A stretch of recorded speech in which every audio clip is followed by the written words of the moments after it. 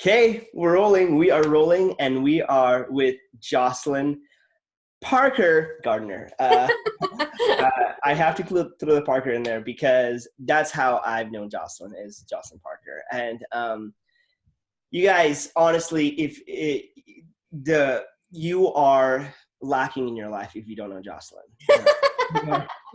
Just her laugh right there. Look at that. Just her laugh instills joy in your being. But wow. Yeah. We do this every day. Yeah. We've actually had a long history together. Well, not really. Like, we've known each other we had a long history with like a 25-year gap. There was a 25-year gap. Wait, that makes us sound older than we are. It was a 20-year gap. Yeah, let's do 20-year because I definitely don't think we were that old. But Jocelyn and I went to high school together. We knew of each other in high school, but we never really hung out, I would say, until after high school. And it was only like once or twice, I think, right? We hung out. It was, some of us remember and some of us don't. And some of us think the other one might be making some of this up. That being said, I remember everything. I remember everything. We had mutual friends, and I remember Jocelyn was in my car and we were driving somewhere.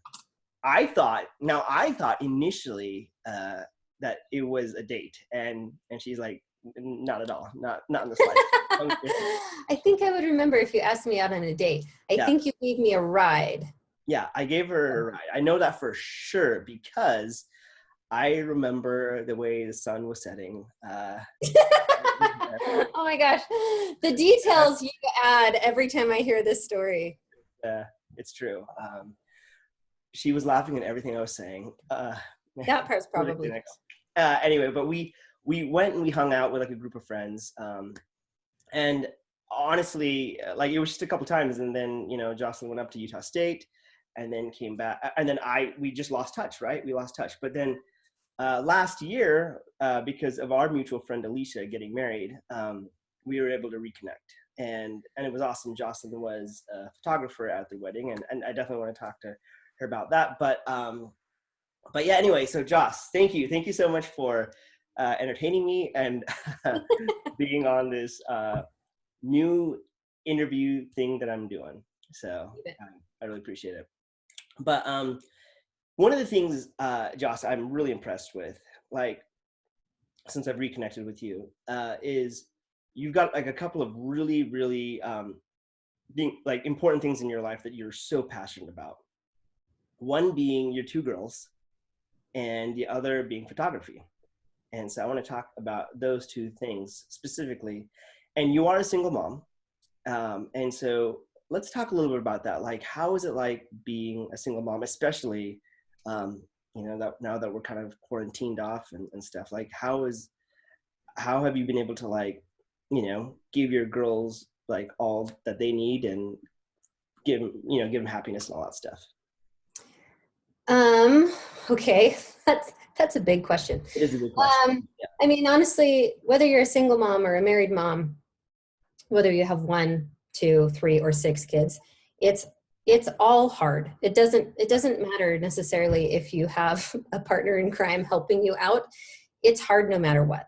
Yeah. So I don't know that my situation is any more distressing or difficult than someone who's married, but I mean, I've been single for almost 2.5 years, almost 3 years, but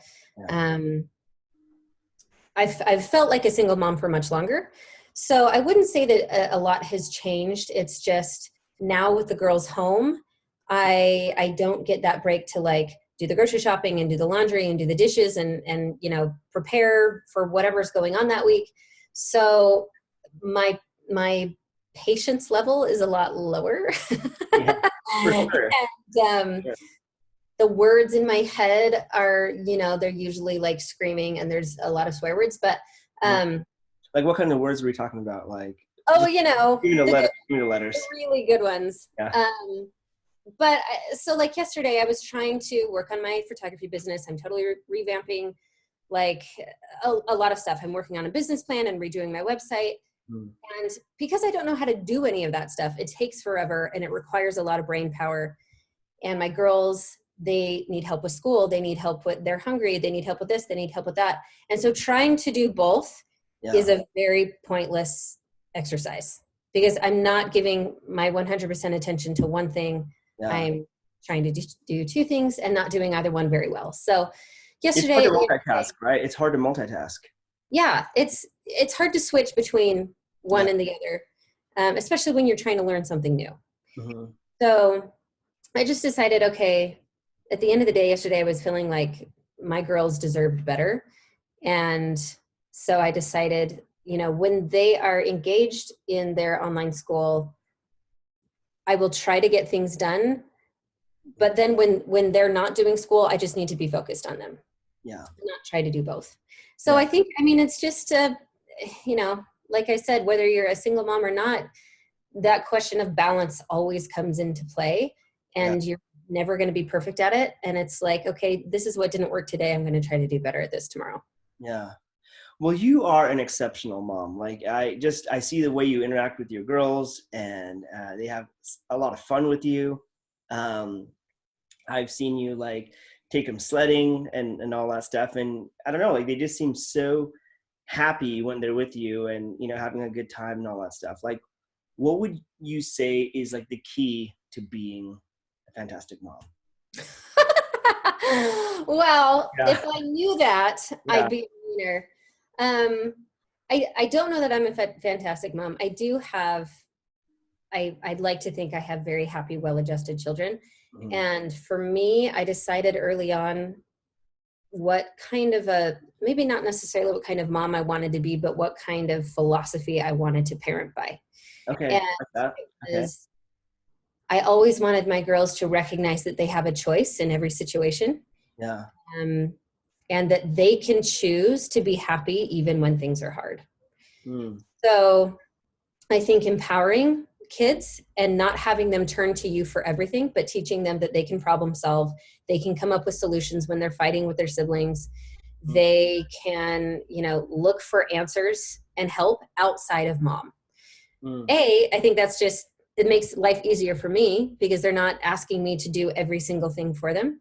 And it gives them a huge sense of confidence and security. They can do things without mom. Mm. So I think that just instills a lot of self-worth. Yeah. And that generally leads to happy, well-adjusted children. It's not always that cut and dry, and I'm not perfect at it. And, they're only 5 and 6. We're still trying to figure this out. For sure. But that's something I really want to instill in them is this idea that they are never victims. They always have a choice, no matter how big or small the situation is. Well, I mean, we're living in a pretty tough situation right now, right? With being quarantined and having all this uncertainty kind of going on, right? How have you been able to help them and help yourself kind of feel that sense of self-worth and that sense of hope or whatnot? Well, I think explaining things at an age-appropriate level. They're asking questions about what is a virus and, why is this such a big deal?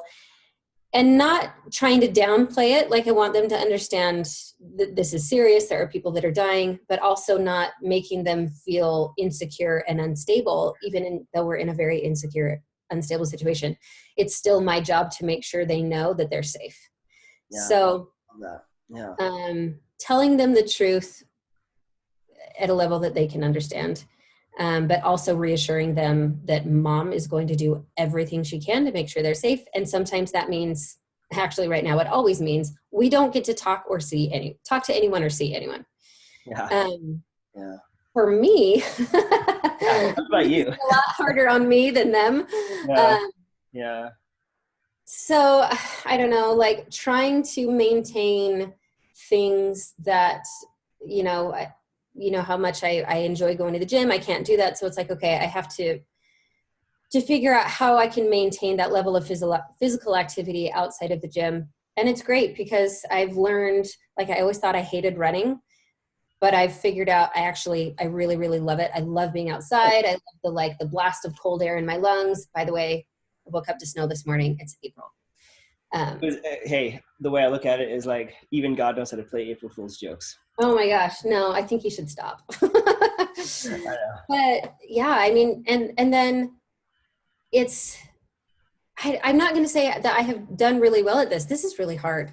Yeah. Like all the uncertainty, the economic uncertainty, the scare of the virus. My neighbors were tested positive for it. And I just didn't think it would get that close to me. Yeah, it's really close. So, there's a lot of, just uncertainty. And I thought that I would do better with that than I actually am. But just trying to find moments of, this isn't the first time this has happened to the world. This isn't the first time this country has faced economic tragedy. Yeah. This won't last forever. Like trying to go big picture with it instead of just staying in the, oh my gosh, this sucks right now attitude. And then as far as I know, the chocolate supply hasn't dwindled at all. So as long as that's the case, I will be fine. Yeah, of course. Dark chocolate, man. I love your perspective, Joss. Like, I think that's great, because the thing is, you ever since I've known you, you've always been a very, very practical person, and you've got great ideas and great thoughts, and I think that's the key to like not succumbing to fear, right? Is to like really kind of go big picture with it, like you were saying, and saying, all right, listen, we as a country, as a species, have gone through really big things before, so we're gonna figure out how to do it. But sometimes in the moment, it does get a little tough, And that's what the chocolate's for. Yeah, that's great. What kind of chocolate are we talking right now? Oh, it doesn't matter as long as it's dark. I've gone through probably 3 bags of hard chocolate chips. Oh, well. By myself. I'm not sharing these with anyone. No need. And in fact, I think that might be a chocolate deficit in the stores now. Probably. Yeah. Now, the other thing I want to talk to you about, and we'll talk to the world about, is your photography, because you are an excellent photographer. And I'm not saying that because we're friends or anything. Like, I just love your photography. I think it's so great. And you have like this incredible artistic eye. And I will definitely post your website on the, like, when I post this. Wait till I'm done with it. Okay, but thank you. Yeah. Oh, wait, you're being interrupted? Oh, this is great. This is great. Ava, hi. Hi. Wait, don't push buttons. So this is Ava. She's 5. Mommy? Yeah. Can I play games on my iPad now? Yes, you can. Yay! Okay, bye. Can you please close my door? Hi, Karen. Bye. Well, that was very exciting. Well, there's no Ava now. No, you're just an excellent photographer, and yes, once the website is done, I will post it as well. But thank you. I'm very I'm impressed, because it's like when I saw your photos, like, you just have this incredible ability to, I guess, capture very authentic movement, if that makes sense, and capture like very authentic expressions. And I remember we went and took some headshots both outside and in your studio, and you were so good. And I remember when you were first opening up your studio, like, you were a little nervous about it because you weren't sure how to like light the subjects and all that stuff. And very quickly you poured into tons and tons of YouTube videos or whatever you needed to study. And like, the next thing I know, I come to your house and there is a gigantic light in a room. I didn't even know that your room was big enough to have that kind of a light, but somehow you had this light in there. And we took excellent photos. Like, I'm so happy with my headshots. So what has been your inspiration for getting into photography and just like being an excellent photographer? Well, I got into it because I had my first baby, and I wanted to document every second of her life, like most new parents do. But all I had was an iPhone. And I thought, you know what, this is dumb. In 30 years, when she has, when she wants to look back on her life, she's going to have these, crappy, low quality pictures. And I thought, okay, I think maybe I should invest in like an entry-level DSLR. So I did that. I bought a decent camera, a decent digital, and then I realized, oh, actually, it's not just about the camera. If I want to take good pictures, I actually have to know what I'm doing. So it just kind of snowballed from one YouTube tutorial to another, to workshops, to just taking pictures incessantly until I was getting the kind of pictures that I wanted. And then people started asking me if I would take pictures for them. And I was like, oh, maybe this could turn into a thing. Yeah. But yeah, it's just, I realized it was one of those things that I will never stop learning about, because the field is so deep and there's so many different avenues that you can take with it. I can do this for the rest of my life and never get bored. And you know, and anyone who knows me very well, Jocelyn is terrified of being bored. Yeah, I was like, you know what, that's like the hardest thing I knew you would have faced during quarantine is like being bored. Yeah, I have I don't know if I would call it a short attention span, but I like novelty and continuing to learn. So this is something that I just feel like it's always getting my brain firing. And it kind of taps into that creative, artistic side that I never knew how to express when I was younger. And I always knew it was there, but I didn't know in what shape it could take. And so anyway, I am very passionate about it. I love it. And up until a few months ago, I'd been exclusively a natural light photographer. I'd never bothered with the studio stuff, but I was like, you know, this is dumb. If I want to be really good, I need to expand my skill set. So at your encouragement, I went for it. Keep going. Sorry. That's okay. And then I can't remember the other half of the question.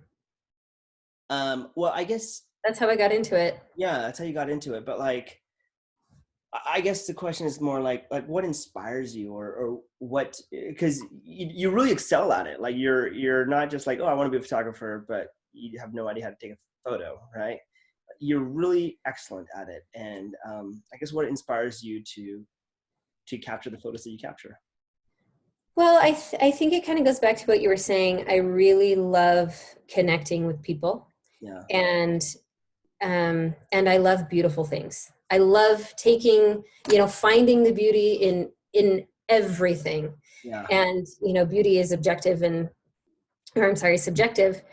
So I guess it's what's beautiful to me, but I love discovering that in somebody. Even if it's, a client I've never met, they sit down in the studio or, outside, wherever we are. It's a very vulnerable, uncomfortable position for most people to be in. For sure. Yeah. So I like the challenge of helping them relax and trying to find that authentic emotion, that genuine expression, and then, snapping it and holding it forever. One of my favorite quotes is by a woman named Dorothea Lange. She was a photographer during the Great Depression. She said, our history books are filled with her images. Like, she really captured what was happening to people, the suffering that they were going through. And she had a huge passion for photography. And my favorite quote of hers is, hang on, now I'm going to screw it up. Photography takes, damn it, hang on. I don't want to mess it up. Yeah. Edit this part out. No, I can't. Everything is raw. Everything is live. No, come on. Nope, I can't. Make me sound like this just rolled off my tongue. Okay, here we go. Photography takes an instant out of time, altering life by holding it still. Wow. Okay, wait, say it one more time. Photography takes an instant out of time, altering life by holding it still. Okay. So not only do we, we take these moments and we capture them, but it changes the way we view ourselves. It changes the way we see other people. And I believe it really does alter life. It helps us remember things. It helps us see vulnerability in people and empathize with them. And so, the pursuit of capturing that and holding it for people and for myself is, I think, the core of what I love so much about photography. Well, that was so profound. I love that. That was amazing. That was that's very incredible. I guess kind of wrapping things up, Joss.